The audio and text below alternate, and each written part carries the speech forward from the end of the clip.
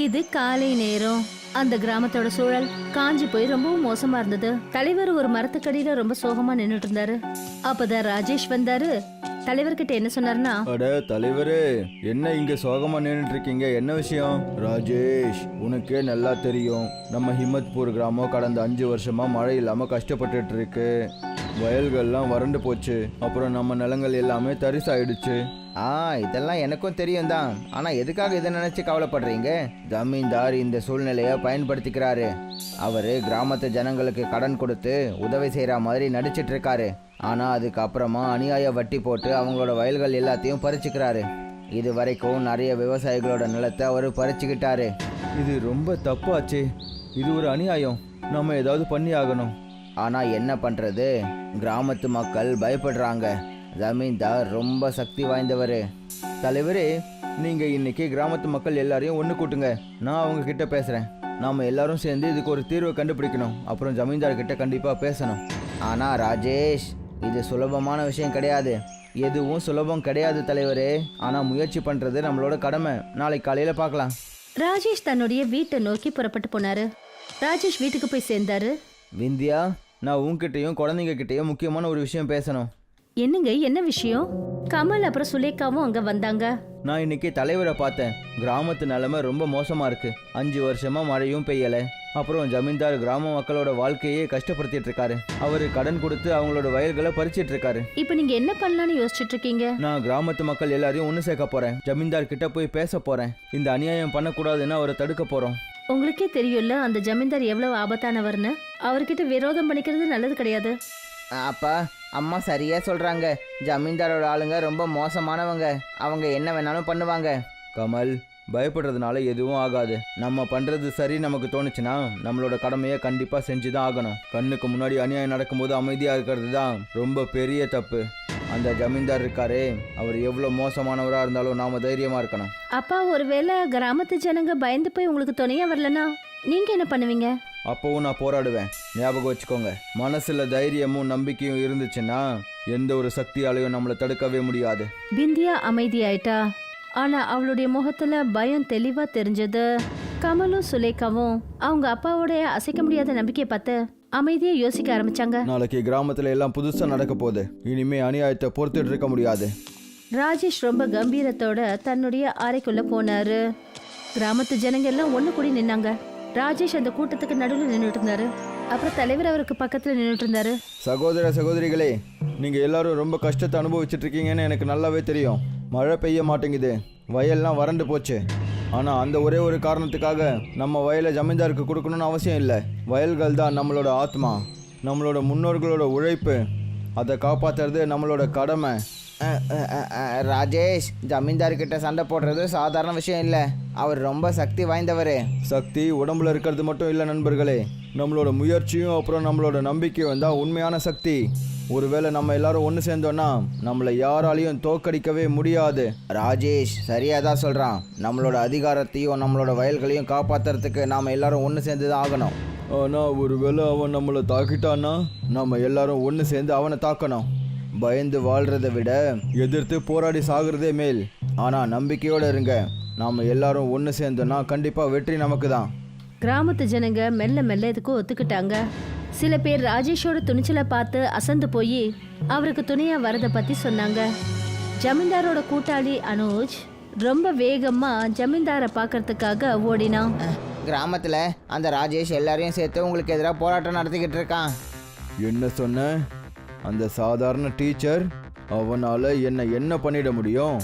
நீங்கள் அவனை சாதாரணமாக நினைக்காதீங்க. ராஜேஷும் அவனோட குடும்பமும் கிராமத்திலேயே நல்லா படித்த ஒரு குடும்பம். அவன் வெறும் விவசாயி கிடையாது, அரசாங்க பள்ளிக்கூடத்தில் ஒரு டீச்சராக இருக்கான். அரசாங்க ஸ்கூலா? என்னதான் ஆனாலும் அங்கே 2-3 குழந்தைங்க தானே போகிறாங்க. ராஜேஷ் கிராமத்து மக்களை ஒன்று சேர்த்துக்கிட்டு இருக்கான். ஒரு வேளை அப்படி நடந்துருச்சுன்னா அப்புறம் அது உங்களுக்கு தான் பெரிய பிரச்சனையாக இருக்கும். இதை சாதாரணமாக எடுத்துக்காதீங்க. ஜமீன்தார் கொஞ்சம் சீரியஸ் ஆனாரு. அவர் யோசிக்க ஆரம்பிச்சாரு. உனக்கு ஞாபகம் இருக்கா அனுஜ்? பல வருஷங்களுக்கு முன்னாடி ராஜேஷோட அப்பா என்கிட்ட கடன் வாங்கி இருந்தாரு. நான் அவர்கிட்ட ஒரு வெத்து பேப்பரில் கையெழுத்தும் வாங்கி வச்சிருந்தேன்.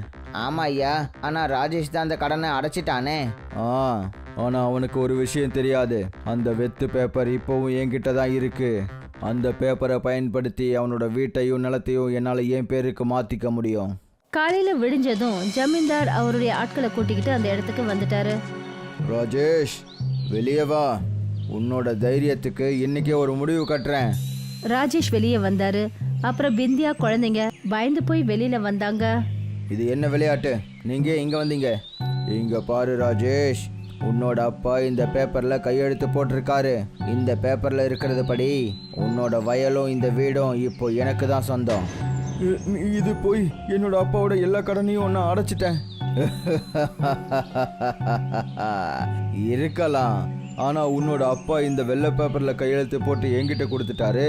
ஆனா சட்டப்படி இந்த பேப்பர் தான் என்னோட வெற்றிக்கு காரணம். இது ரொம்ப அநியாயங்க.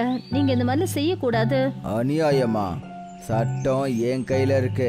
நீங்க எல்லாரும் இந்த கிராமத்தை விட்டு வெளியே போங்க, இல்லனா இதோட விளைவு ரொம்ப மோசமா இருக்கும். ஜமீன்தாரும் அவருடைய ஆட்களும் ராஜேஷ், பிந்தியா அப்புறம் குழந்தைகளை வெளியில தள்ளுனாங்க.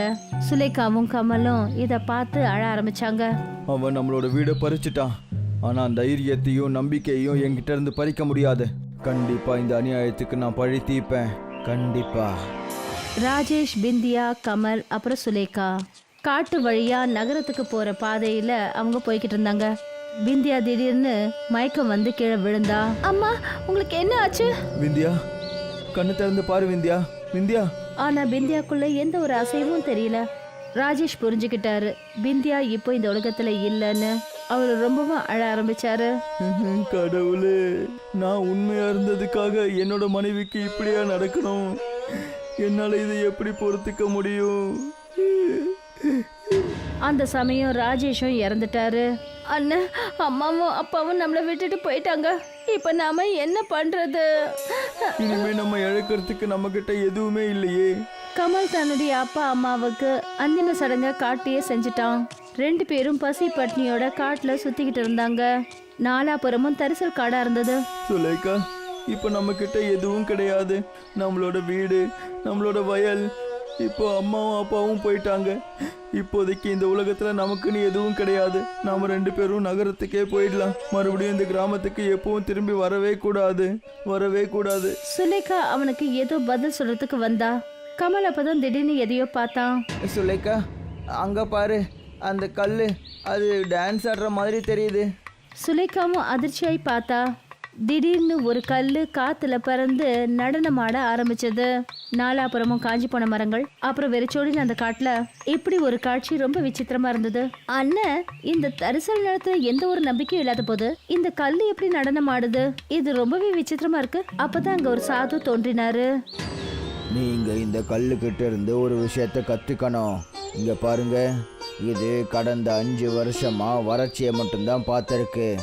இந்த கல்லு கிராமத்து மக்களோட துக்கத்தையும் பார்த்துருக்கு. ஆனா இதோட ஆத்மாவில் ஒரு பெரிய ஆசை அடங்கி இருக்கு.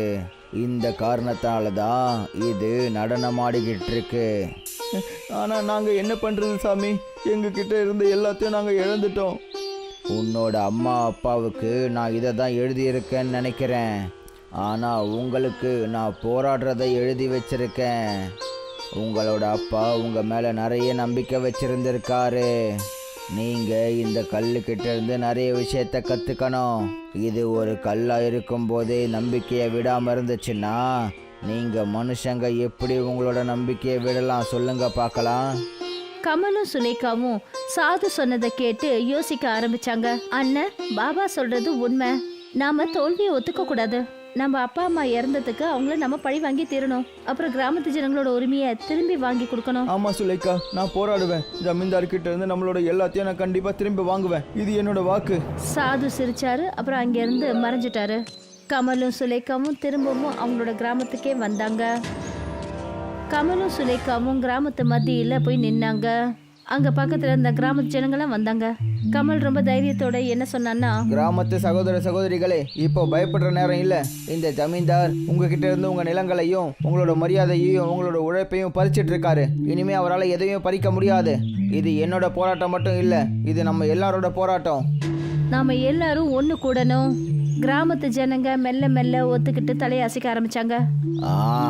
நீங்கள் 2 பேரும் சரியாக சொல்கிறீங்க. ஒருவேளை நாம் இன்னைக்கு ஒன்று சேர்ந்து போராடலைன்னா அப்புறம் நம்மளோட அடுத்த தலைமுறையும் இப்படி தான் கஷ்டப்படும். நான் உங்களுக்கு துணையாக இருக்கேன். கமல், சுலேகா அப்புறம் எல்லாரும் ஜமீன்தாரோட மாளிகையை நோக்கி போனாங்க. வெளியில அனுஜ் அப்புறம் ஜமீன்தாரோட கூலி ஆட்கள் நின்றுட்டு இருந்தாங்க. அவங்கள தடுக்கிறதுக்கு முயற்சி பண்ணாங்க. நில்லுங்க, யாராவது வீட்டுக்குள்ளே வர்றதுக்கு முயற்சி பண்ணீங்க அப்புறம் நிலைமை மோசமாயிடும். அனுஜ், இன்னைக்கு கிராமத்தில் எல்லாரும் தெளிவாயிட்டாங்க. இனிமே உன்னை பார்த்து யாரும் பயப்பட மாட்டாங்க. கிராமத்து ஜனங்க எல்லாரும் அனுஜை பின்னாடி தள்ளி விட்டாங்க. அப்புறம் மாளிகைக்குள்ள நுழைஞ்சாங்க. ஜமீன்தார் கிராமத்து ஜனங்களை பார்த்து அதிர்ச்சியானாரு. எல்லாரும் என்ன பண்ணிட்டு இருக்கீங்க? நான் யாருன்னு உங்களுக்கு தெரியாதா? ஆ, எங்களுக்கு தெரியும். நீதானே எங்க அப்பா அம்மாவை கொன்னவன். எங்களோட வயலையும் வீட்டையும் பறிச்சுக்கிட்ட. ஆனா இப்போ உன்னுடைய நேரம் முடிஞ்சிருச்சு. கிராமத்து ஜனங்க ஜமீன்தாரை சுத்தி வளைச்சாங்க. ஜமீன்தார் கொடுத்த பத்திரத்தை கமல் கிராமத்து ஜனங்க கிட்ட காட்டினா. அப்புறம் சொன்னா, அதாவது இந்த பத்திரம் கோர்ட்ல ஜமீன்தாருக்கு எதிராக ஆதாரமா சமர்ப்பிக்கப்படும் சொன்னான். ஜமீன்தார் ரொம்பவே பயந்துட்டாரு. நான் பேராசையால தான் அப்படி எல்லாம் பண்ணிட்டேன். நாங்க உன்னை மன்னிக்க மாட்டோம். நீ செஞ்ச தப்புக்கு சட்டப்படி உனக்கு நிச்சயம் தண்டனை கிடைக்கும். கிராமத்து ஜனங்க ஜமீன்தாரை பிடிச்சு போலீஸ் கையில ஒப்படைச்சாங்க. ஜமீன்தாரோட மாளிகை, நிலம் எல்லாத்தையும் கிராமத்து ஜனங்க கிட்ட ஒப்படைச்சாங்க. மறுநாள் கமல் அவங்களோட வீட்டுல தன்னோட தங்க கிட்ட சொன்னான். நாம ஒரு கல்லுக்கிட்ட கத்துக்கிட்டோம். நம்மளோட முழு நம்பிக்கையையும் நம்ம இழக்காத வரைக்கும் நம்மளை யாராலையும் தோக்கடிக்கவே முடியாது. வறண்டு போயிருக்கிற இந்த 5 வருஷத்துலயும் அந்த கல்லு நடனம் ஆடிட்டு இருந்திருக்கு.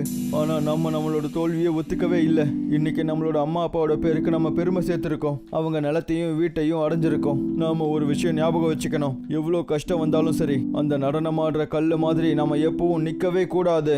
கண்டிப்பா கூடாது. தான் அண்ணன் சொல்றத கேட்டுட்டு சுலேகாவோட கண்கள் கலங்க ஆரம்பிச்சது. ஏன்னா கமல் சொன்னது உண்மை.